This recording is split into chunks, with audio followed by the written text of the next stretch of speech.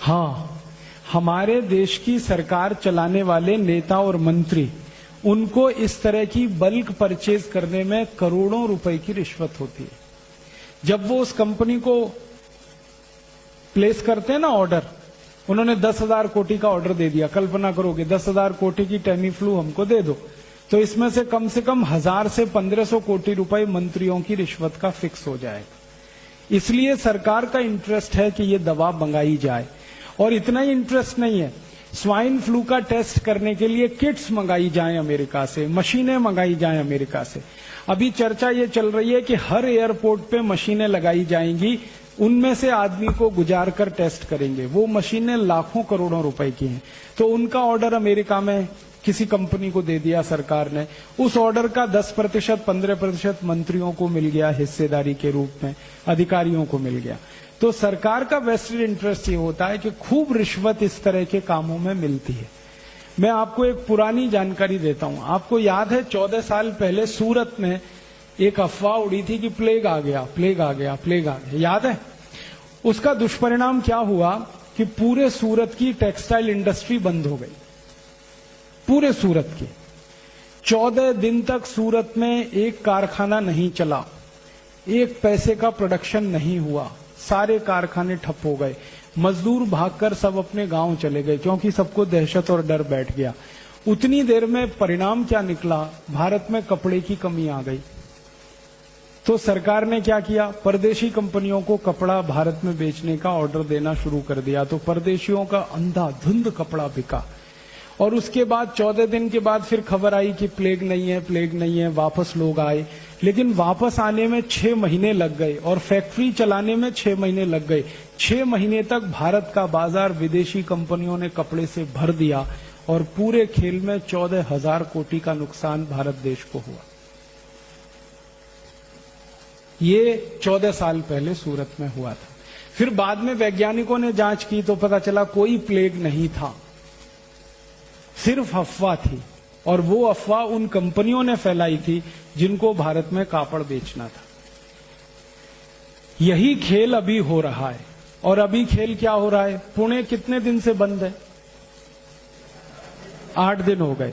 पुणे में एक दिन की गतिविधि जो चलती है, जिसको अंग्रेजी में हम सब ट्रांजैक्शन कहते हैं, कितने करोड़ का होगा?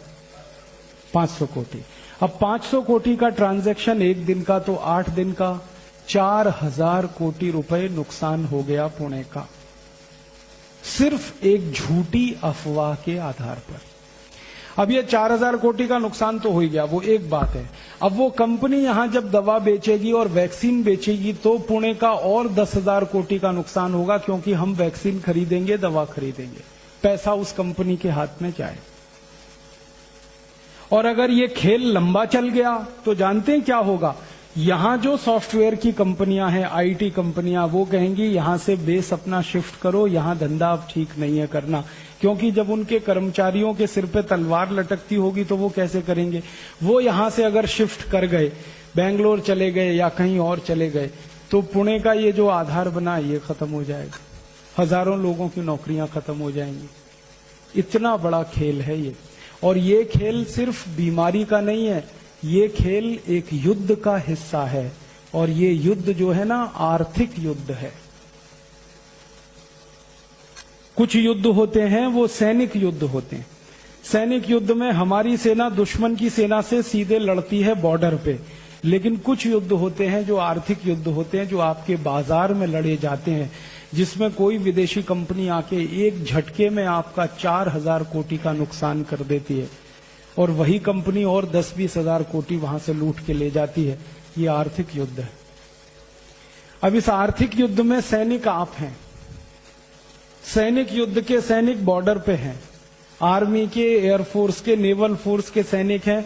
वो बॉर्डर पे देश की एक एक इंच जमीन की रक्षा करने के लिए लड़ रहे हैं।